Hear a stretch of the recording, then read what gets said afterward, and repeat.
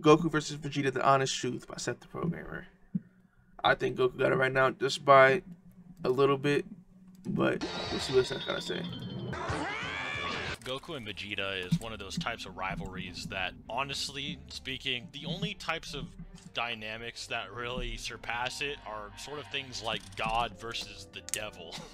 Like, in all actuality, when it comes to most fictional media, Goku versus Vegeta is that rivalry. It's that yin-yang. It is that duo. So, when you compare it with any other series, even on Twitter or any social media, you see it, you're like, oh, you know, who's better than Luffy and Zoro? Who's better than Naruto and Sasuke? I don't even think Luffy and Zoro who's really better ain't than rivalry, these two? It's usually Goku and Vegeta. And even if you disagree somewhat, you got to admit, it's an extremely iconic duo.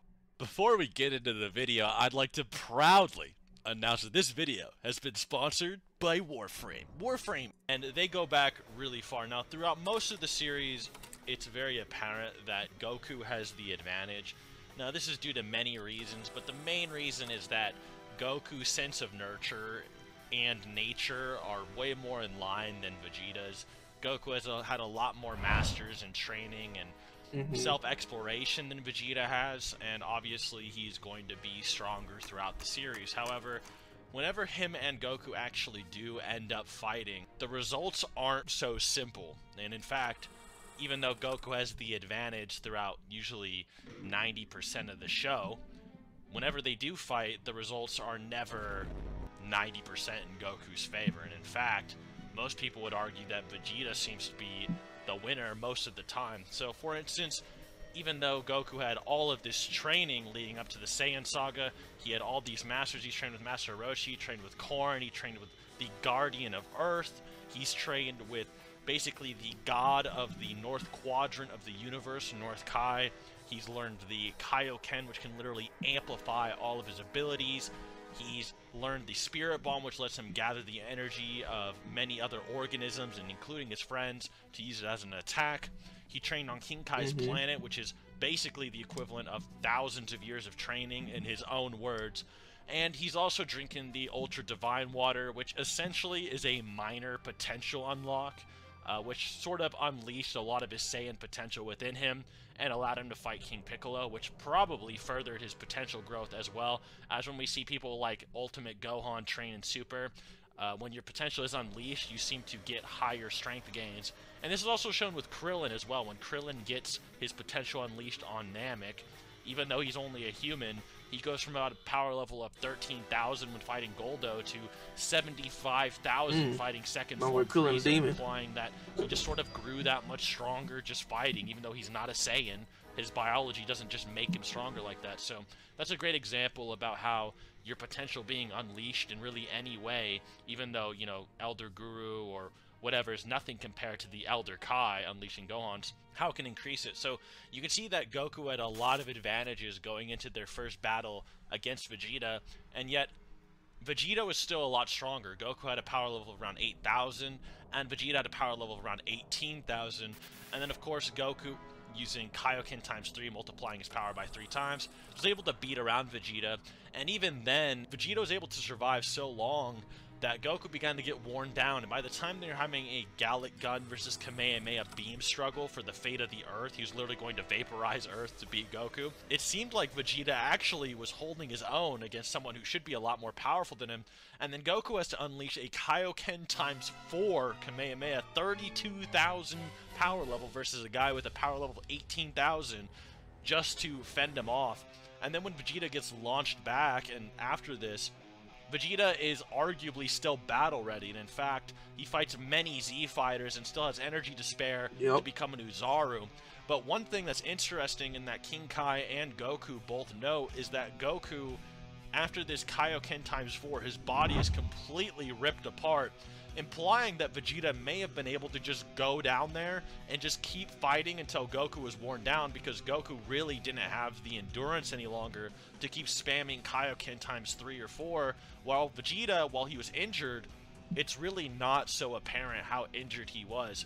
And even then, when he does eventually use a Power Ball, he basically just crushes Goku, and if we're using unfair techniques as an argument, Goku is literally using a technique that unfairly multiplies his power level that Vegeta doesn't have, as well as using techniques such as the Spirit Bomb, which allows him to gather energy from outside forces and influences to help him fight Vegeta. And Vegeta, all in all, I'm going to be straight up honest, if it was just 1v1, he would have beaten Goku in pretty much every single way imaginable.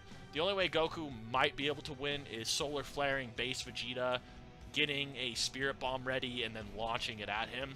That's really the only conceivable way, but otherwise Vegeta kind of did beat him in their first battle. The next time they fight, it is Super Saiyan 2 Majin Vegeta versus basically Saiyan Saga, angel undead Goku, who was brought back from the afterlife for a tournament in the Buu Saga, in Super Saiyan 2 as well. Now, this Super Saiyan 2, basically dead body Goku, basically has just the amount of same unfair advantages that Majin Vegeta has.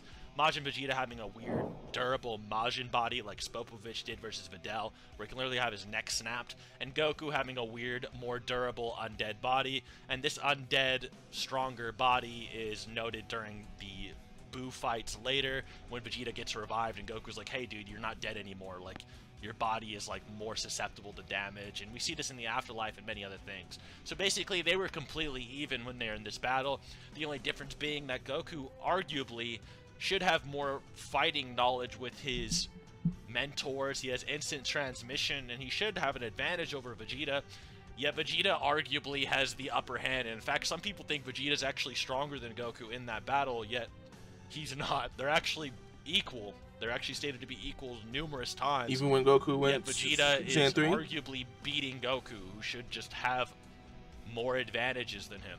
Now, Goku was holding back due to this, and this is due to like a whole character arc with Vegeta not needing to realize that Goku, even if he has all these powers, he's not the one who can save the day by himself. And basically, Vegeta was still trying to follow only in Goku's footsteps.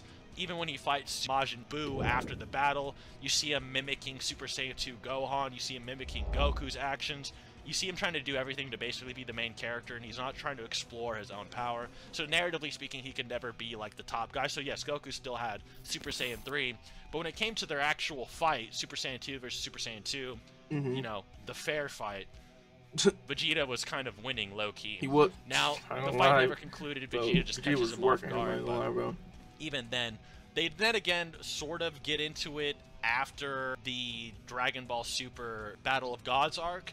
And in this arc, basically, we see in Fukatsu no F, or even the Universe 6 training arcs, that basically Vegeta, despite, you know, not having any God ritual amps or any BS like that, he basically reaches Goku's God level in about 6 months of training with no help. He does it all by himself, and he reaches the same exact level as Goku. However, one thing I'll say for Goku here is that Goku seems to be getting the hang more of his creative techniques and the things he can employ in battle, and in Super, his fighting style really does evolve to the point where Goku is using instant transmission, he's using his creativity, he's using his spirit and his flow, and he's using feints and things like this, whereas Vegeta is overall still more of a stiff and very serious and calculated fighter, and Goku takes advantage of that. And in the Super manga, you can see, despite them being very definitely equals, there's definitely no difference in their strength for the most part that's ever noted. They train for 3 years versus each other, and they never state any of them are superior. Despite this, we see when they do fight, Goku has the upper hand, and Vegeta has to transform not to get caught lacking and get decked by Goku. And Goku literally mocks Vegeta. Well, he doesn't mock Vegeta, but he basically talks out. He's like, hey, Vegeta, why'd you transform? We're supposed to transform. Like, that's cheating, dude. Like, why'd you do that?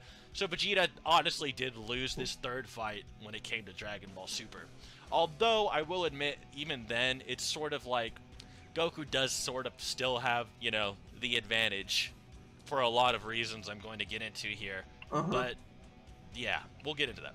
A lot of their fights tend to be off-screen, however, such as the 3-year time skip when they were in the hyperbolic time chamber for the Universe 6 arc. Now, it wasn't a 3-year time skip, but they technically had a 3-year time skip because they were in the chamber for 3 years, if that makes sense. And even after the Tournament of Power in the anime, they are shown fighting at the end, but we never see the results of it. Same thing starts off with the beginning of the Broly movie. They have fights. We never see the results. However, one thing that should be noted is that in Dragon Ball Super Hero, it seems like Goku mops Vegeta in all of these fights. like pretty concretely.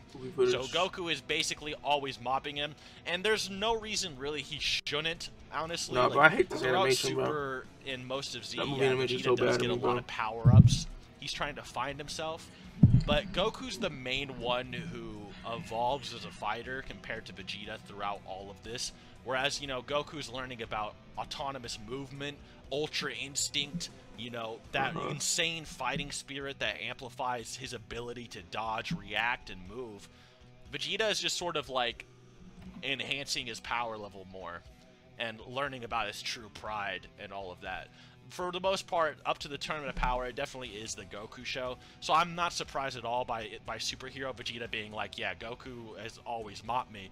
But then again, by the time Superhero does come around and they're fighting in base form, Vegeta does seem to win. So even though 3 out of the 4 fights we have kind of seen, unless I'm missing one, hope not, Vegeta seems to be on the upper hand. So it's kind of weird that Goku always seems to be noted as stronger, but whenever we do see them go at it, Vegeta seems to be the winner every single time. But we then learn after the Tournament of Power, when it comes to the Moro arc, that Goku not only has these unfair advantages because of all his mentors.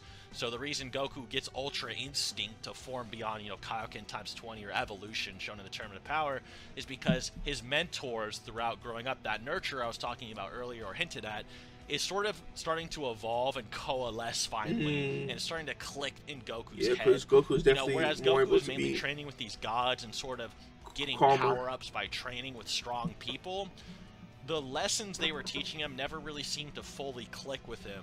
And then when he finally gets to the Tournament of Power and he has to learn, all the lessons really start to flow into him. And that's why he's able to unlock Ultra Instinct, whether it be Korin teaching him how to move, Popo teaching him how to move, Master Roshi even teaches him how to move, even King Kai and Kami teach him how to move. Everyone's teaching Goku about this spiritual lesson and how to fight. And even on Yardrat, they teach Goku about his inner self and his inner spirit, which allows him to use his power level more efficiently than you would be normally. So not only is Vegeta overall an extremely stiff person to begin with that can't use his actual power very well, Goku, on top of already being able to use his power pretty well, then gets Yardrat training, which amps it even further. And so when you see in the Android arc that Vegeta surpasses Super Saiyan Goku, even though he just had this Yardrat training, you can start to see why that's more impressive and why Vegeta still has people's respect, even though Goku is always a lot stronger than him. So one thing I like about the Moro arc is that it's like, hey, you know, one reason Goku has all of these advantages and is learning Ultra Instinct is because he had like all these people teaching him stuff. And yeah, Vegeta can get stronger, he's a Saiyan, but like, when is someone going to teach him a thing or two that's different, or teach him how to use these different forms, or let loose like Goku does to fight better? And that's what the Moro arc did for him. So by the time, you know, Miras trained Goku, a literal angel trained Goku, and Vegeta just did training that Goku did back on Namek, Vegeta is arguably stronger than the training that the angel gave Goku. So Goku gets this Ultra Instinct Omen God Technique power up way beyond the power of Blue, and then here comes Vegeta with Yardrat training, finally learning how to use his power level properly, and he's arguably just completely shattering and outdoing Omen Goku. So, well, you can sort of see how Goku's had a very unfair advantage throughout most of the series. So even though Vegeta has arguably more potential, he's never had it necessarily unlocked like Goku did, for the most part. But we do see eventually when Vegeta does get those same things, he's easily able to catch up to Goku. And a perfect example of that as well, that Goku did have his potential unlocked and Vegeta didn't, is that Vegeta, even though he was completely inferior to Goku, even base to base in the Buu Saga, the second Vegeta had his potential unlocked by Babidi, and yes, he had his potential actually unleashed by Babidi, even after he came back from the dead, and this is stated in the guidebooks, him and Goku are just equals. In base to base, they're equals now. And this is a perfect example of how when Vegeta gets the same treatment as Goku, he's able to do what he does. And now we see, after all of these lessons, and now he's finally actually taking advice from other people, such as the God of Destruction, he's actually training with a unique mentor that Goku's not really. So Goku's never really had these hardcore Hakai or God of Destruction lessons from Beerus, and Vegeta finally has that over him, and now you can kind of see Vegeta really catches up to Goku, and that's where we get Ultra Instinct Goku versus Ultra Ego Vegeta, which is sort of the title of this video. Now, I know it kind of took me a while to get to this point, but I felt like that long, like almost 15-minute introduction is actually necessary for me to sort of exaggerate what I mean with this battle. I think I get what you're saying. So this will be the Goku has had all these trainers. Goku has had all these trainers to get to where he is, and Vegeta's basically doing it all by himself, and he's just now training with the dude Ultra Instinct Goku, especially in the manga and the anime, is that they're completely different for the most part. Well, they're not totally completely different, but in the anime, Ultra Instinct seems to be sort of this actual instinct-bound power-up where Goku, basically, the more obsessed or the more into the fight he can get, and the more just completely enwrapped in the fires and the heats of battle he can get, the strongest Instinct becomes, and the strongest Ultra Instinct becomes. Whereas in the manga, it seems to be more about tranquility, you know, self-peace and things like that, and controlling himself. And then eventually, with his true Ultra Instinct, he completely surpasses that concept by kind of like reaching more into what the anime was going for. And I also wanted to get into that later, but basically, when it comes to Ultra Ego Vegeta versus this Ultra Instinct Goku, they're both sort of in this pre-Final Instinct stage. So yes, true Ultra Instinct Goku is stronger than Vegeta, but you also need to remember that Vegeta truly hasn't found his own instinct form either, or even though he has this God of Destruction power-up, this Ultra Ego power-up, you have to know that it's very similar to the white-haired form of Goku in the sense that Vegeta's like, this isn't really me. So yeah, I got this power up, but like I'm not really that guy. Like I can't use this power to the utmost, just like Goku can't with his white-haired form, because yeah, I mean it's kind of who they are, but not really. So yes, Vegeta also probably will get like a true Ultra Ego form, just like Goku got a true Ultra. That'd be hard. So I don't really want to compare those. I want to compare more the white-haired form to the purple-haired form. Another thing about true Ultra Instinct as well is that true Ultra Instinct, while yes, it does apply to the Black Omen form, and that's what Goku could mainly use it with, I think one thing you guys might find interesting is that the true Ultra Instinct power-up also will apply to the white-haired form eventually. And the anime, once again, does a better job of showing this than anything else. And in fact, I was going to make a whole video about this, but I'll get into that at the end about true Ultra Instinct white form. But once again, this is just how they do against Granola. By the time we finally get to Ultra Instinct Goku and Ultra Ego Vegeta, it sort of starts out with Ultra Instinct Goku confronting Gas or whatever, and it turns out to just be a clone in which Goku just absolutely dominates, but then the real Gas is like, yeah, that was a Naruto Shadow clone, and I know that the longer you're in your form, the less accurate you are, and then he one-shots it. And then Vegeta has to step in and fight a much stronger Granola. And then he goes Ultra Ego and pushes Granola to unlock his double Mangekyo Sharingan, basically, and become the strongest in the universe. And then it's described that Ultra Ego Vegeta is the most dangerous man in the universe and surpassed Granola, which is a statement that Goku did not have. So you would think, oh, well, Vegeta and Ultra Ego is definitely stronger than Ultra Instinct at this moment, right? But as you actually read the arc, you start to notice, well, why do Goku and Vegeta seem kind of equal? You know, give or take, like, when they fight together versus Gas and so on, they don't seem like one's necessarily doing way better than the other, so what's happening here? And there's actually a lot of statements and guides and so on, but in interviews, Toyotaro says Vegeta has seemed to have caught up to Goku when he gets Ultra Ego, so he's implying, you know, Ultra Ego and Ultra Instinct are equivocal, and then he says, but, you know, that's not exactly the case. Whereas Uchida, the editor for Dragon Ball Super, says, you know, the whole point of Ultra Ego is for Vegeta to get a form that was on par with Ultra Instinct, basically, so that, you know, Vegeta will be relevant or whatever. And, you know, isn't it cool that Goku and Vegeta are equals? So, you know, the editor says they're equals, but Toyotaro says, oh, it looks like Vegeta caught up to him, but there's a catch. So the catch is obviously that Ultra Ego seems to be more of a rival for this mastered Ultra Instinct form that's not at full power. And what I mean by that is, to use the silver-haired or perfect Ultra Instinct form, or even true Ultra Instinct, it requires a lot of mental boundaries that Goku does not have full control over during this arc. So you might be like, hey Seth, why was Ultra Instinct in the Moro arc so insanely Giga Chad, and then in the Granola arc it seems kind of weird, and like it has like a shorter time frame than like Kaioken even almost. It seems kind of weird, right? Well, the point of it is that Goku's mindset doesn't allow him to just use the full Ultra Instinct all the time, even though he has the training.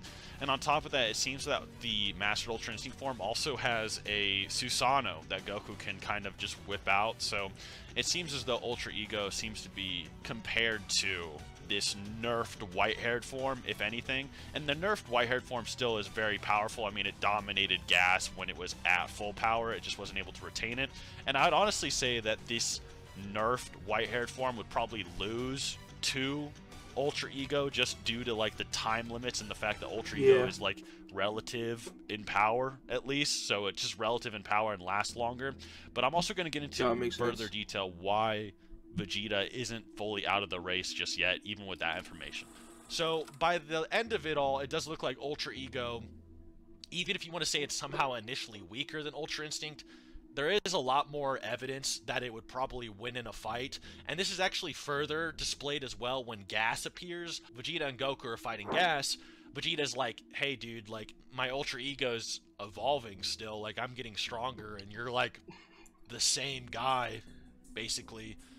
You know, it's kind of weird that I'm evolving my form more than you. Isn't this your thing? Like, so Ultra Ego Vegeta is kind of like, why am I surpassing Goku? Why am I evolving more than Goku? And then Goku's like, I need to look deep. I need to find something else. And then he gets the true Ultra Instinct. So in terms of the white-haired form versus the purple-haired form, it does seem like Ultra Ego would have the upper hand if they did fight. However, this is what I wanted to bring up that I foreshadowed a bit earlier, is that the white-haired form will still probably be relevant. And it's not just the white-haired form versus the purple-haired form, but they're basically their mindset or their perspective on their own instinct or their own selves that kind of empowers these forms. So even though True Ultra Instinct is technically a form, even with the black hair, I do, and this is just my hypothesis, that it will apply to the white-haired form as well. And this is actually shown in the Gas fight where you see Goku go into the white-haired form, and then you see basically that Susanoo appear, and then he goes to help out against Gas. And I think that's True Ultra Instinct merging with the white-haired form, which is still kind of an anomaly in itself. Like, what does a Susanoo have to do with automated movement? There's something else we're not getting. But this is shown in the Tournament of Power as well. Basically, in the Tournament of Power, despite the white-haired form being this tranquil form, this self-movement form, we see in the anime that Goku actually utilizes basically True Ultra Instinct or anger or his emotions with the white-haired form.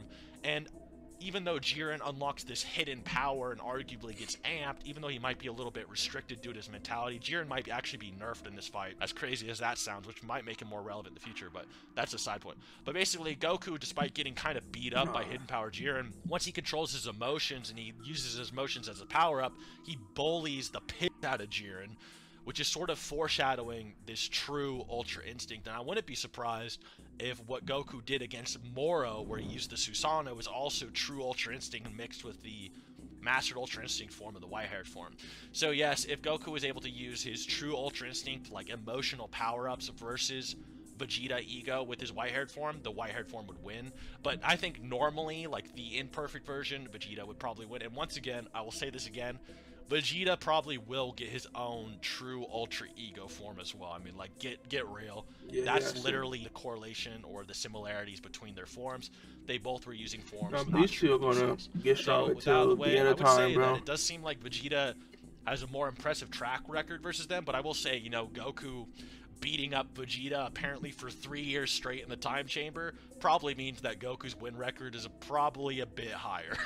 We just haven't seen it. So other than that, I hope you guys enjoyed the video. I actually decided to make this video because I was leading up to an Ultra Instinct or Ultra Ego or final True Ultra Vegeta video, and I thought it'd be interesting to talk about Vegeta versus Goku first before I did that, because I really want to highlight the difference between Vegeta versus Goku and Vegeta, and just even though I want to go over how crazy powerful he probably is, I also want to go over the mindset and the differences that actually makes him an Ultra Warrior, which is what he's called in all the guidebooks. So look forward to that video, and other than that, thank you for watching. Until next time. Yeah, bruh. So Vegeta got it with Goku's imperfect Ultra Instinct. Vegeta has it, man. Wow. That's fire, bro. Well, in Seth's opinion recently, he posted like 12 vids. Like bro. Snapping. I love the rivalry. Yeah, but the best rivalry in anime. It's just like no debate. I'm not gonna lie to you. But yeah, bro.